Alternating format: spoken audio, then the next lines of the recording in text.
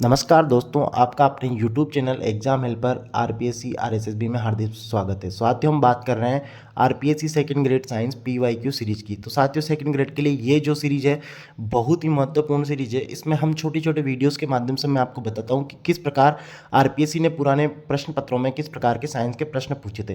तो साथियों, यहाँ पर बात करें हम 2018 के क्वेश्चन पेपर के पार्ट 2 की, तो सॉरी, हाँ सर, पार्ट 2 की। तो यहाँ पे जो आज का जो पहला प्रश्न आता है मेरे दोस्तों, वो आता है डेपनिया में अंड जनन के दौरान प्रथम अर्धसूत्री विभाजन अवरुद्ध हो जाता है। क्वेश्चन को धीरे धीरे क्वेश्चन सोल्व करने का मेरे दोस्तों सबसे अच्छा तरीका यही है कि प्रश्न को आप सबसे पहले ध्यान से पढ़ें और शांति से पढ़ें। तो ये कह रहा है कि भैया डेपनिया में जो अंड जनन होता है उसका प्रथम अर्धसूत्री विभाजन है वो अवरुद्ध हो गया है। यानी कि जो प्रथम, यानी कि जो मेरे दोस्तों यहाँ पर फर्स्ट मियोटिक है मेरे दोस्तों, वो सप्रेस्ड हो रहा है तथा प्राथमिक oocyte में, यानी कि प्राइमरी जो oocyte जो बन रहा है अंड जनन के बाद, उसमें द्वितीयक परिपक्वन विभाजन हो जाता है।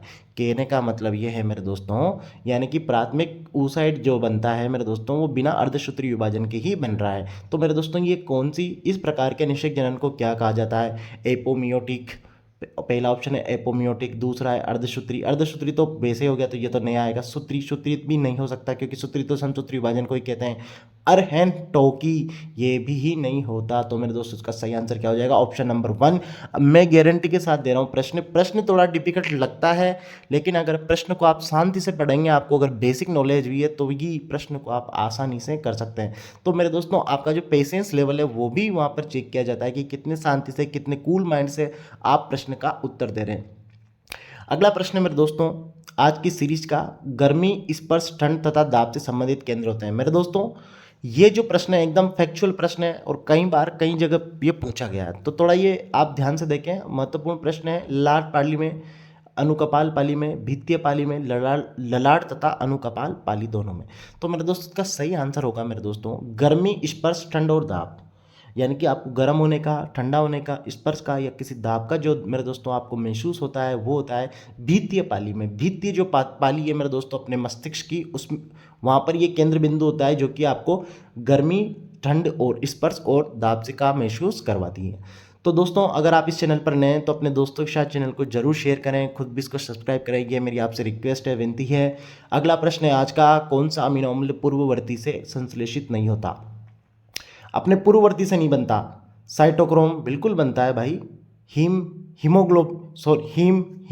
भी बनता है, क्लोरोफिल भी बनता है, और कोलेस्ट्रॉल है, कोलेस्ट्रॉल जो है मेरे दोस्तों वो नहीं बनता। तो इसका सही आंसर क्या चल जाएगा? कोलेस्ट्रॉल। आपने जब देखा हुआ क्लोरोफिल की सिंथेसिस की साथियों रिएक्शन भी आती है, अपने सेकंड ग्रेड के सिलेबस में भी है। और तो ये जो रिएक्शन है ये भी महत्वपूर्ण है। दो तीन प्रकार के क्लोरोफिल जो भी पाए जाते हैं मेरे दोस्तों, उनके भी आपको यहाँ पर फॉर्मूले याद रखना है कि क्लोरोफिल के फॉर्मूले भी कई बार पूछे गए हैं, नीट में पूछे गए हैं मेरे दोस्तों। प्रतिरक्षी का प्रतिजन बाध्यकारी स्थल दर्शाता है। विशिष्ट प्ररूपी, सम प्ररूपी, अपर प्ररूपी, प्रतिविशिष्ट प्ररूपी। तो मेरे दोस्तों प्रतिरक्षी का प्रतिजन, यानी कि जो मेरे दोस्तों आपकी जो आप the antigen binding site of N antibody, यानी कि एंटीबॉडी का जो एंटीजन जो बाइंडिंग साइट है मेरे दोस्तों वो क्या होता है? वो होता है आइडियोटाइप, यानी कि विशिष्ट प्ररूपी होता है। आइडियोटाइप कैसा होता है? वो आइडियोटाइप कहलाता है। अब अगला जो प्रश्न है मेरे दोस्तों एकदम फैक्चुअल प्रश्न है और सीधा प्रश्न है, डायरेक्ट हिट करता है, डायरेक्ट नंबर दिलाता है। निम्नलिखित में से कौन सा रेखित पेशियों के एच पट्ट में पाया जाता है? यानी कि रेखित जो पेशियां हैं मेरे दोस्तों उसका जो एच पट्ट होता है, आपको ध्यान है आपको ध्यान है कि जो एच पट्ट होता है वो बीच में पाया जाने वाला स्पेस है। तो मेरे दोस्तों इसमें कौन सा, इसमें क्या मिलता है? एक्टिन मायोसिन मिलता है, मायोसिन मिलता है, सोडियम आयन मिलता है या एक्टिन मिलता है? तो मेरे दोस्तों एक्टिन और मायोसिन इसमें मिलता नहीं है, इसमें सिर्फ ओनली मायोसिन मिलता है, ओनली मायोसिन मिलता है। एच पट आपको कहीं पे भी दिखे सीधा देख लो आप, एच एम, एड मास्टर, यानी कि मायोसिन वहाँ पर मिलेगा। एड मास्टर से इसको याद कर लो, मैंने भी इसे याद किया था। मोलस्का के रुधिर में क्या होता है?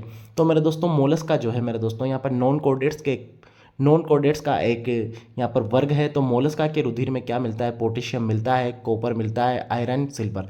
तो मेरे दोस्तों ये जो चारों ऑप्शन इनमें से सही आंसर है मेरे दोस्तों कॉपर, तांबा, यानी कि Cu मेरे दोस्तों कॉपर जो है यहाँ पर मोलस्का के रुधिर में मिलता है। और एक और बड़ी बात, मोलस्का का जो साथियों जो रुधिर है वो कलरलेस होता है या कलरफुल होता है, ये आप कमेंट करके ज़रूर बताएं मुझे कि मोलस्का का जो ब्लड है मेरे दोस्तों वो कैसा होता है। तो दोस्तों आरपीएससी पीवाईक्यू की सीरीज़ की छोटे छोटे वीडियोज़ हैं जो आपको मैं स्क्रीन पर लेके आ रहा हूँ।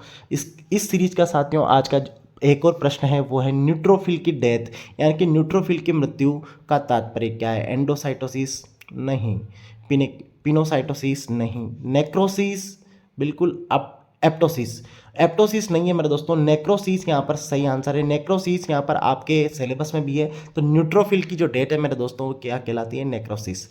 अगला प्रश्न है मेरे दोस्तों, हृदय पेशीजनक नहीं होता, निम्न में से हृदय पेशीजनक यानी कि मायोजेनिक नहीं है। हार्ट इज नॉट मायोजेनिक इन, मतलब किन में मायोजेनिक नहीं है। अच्छा ओके, मायोजेनिक नहीं है। पहला ऑप्शन है एनेलिडा, दूसरा है मोलस्का, तीसरा है मछलियाँ और चौथा है उभयचर। तो मेरे दोस्तों मछलियाँ और उभयचर में तो जो आपका हार्ट है वो डेफिनेटली मायोजेनिक मिलेगा ही मिलेगा। तो ये दोनों ऑप्शन तो वैसे ही गलत हो जाते हैं। बात करें एनिलिडा की, तो मेरे दोस्तों एनिलिडा में जो है हर्ट जो है मेरे दोस्तों मायोजेनिक नहीं होता है, इसमें होता है न्यूरोजेनिक यानी कि न्यूरोजेनिक। एनिलिडा में जो मेरा दोस्तों जो हर्ट है मेरे दोस्तों, इनका एनिलिडा का जो हर्ट है वो इसके हेड वाले पार्ट में जो गेंगलिया मिलता है मेरे दोस्तों उससे उससे कनेक्ट होता है।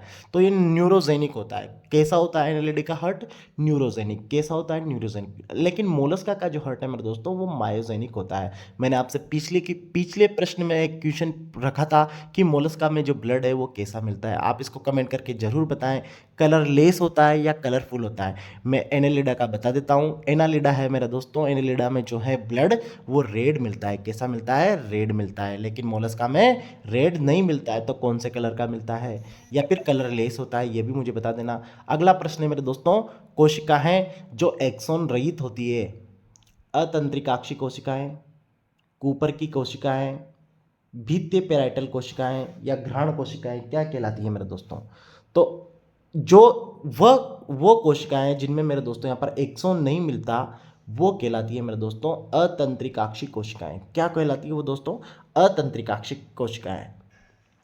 अगला प्रश्न है आज की सीरीज का साथियों, अंतिम जो प्रश्न है मेरे दोस्तों वो है डेंटाइन का उद्भव है। डेंटाइन का उद्भव है यानी कि ओरिजिन ऑफ डेंटाइन क्या है, मीजोडर्मल है, एंडोडर्मल है, एक्टोडर्मल है या एंडोडर्मल एक्टोडर्मल दोनों है। तो मेरे दोस्तों डेंटाइन जो है मेरे दोस्तों मीजो ओरिजिन है, मीजोडर्मल यहाँ पर उसका उद्भव है। तो मीजोडर्म से साथियों उसकी उत्पत्ति होती है। तो छोटे से वीडियो में आज के 10 प्रश्न थे।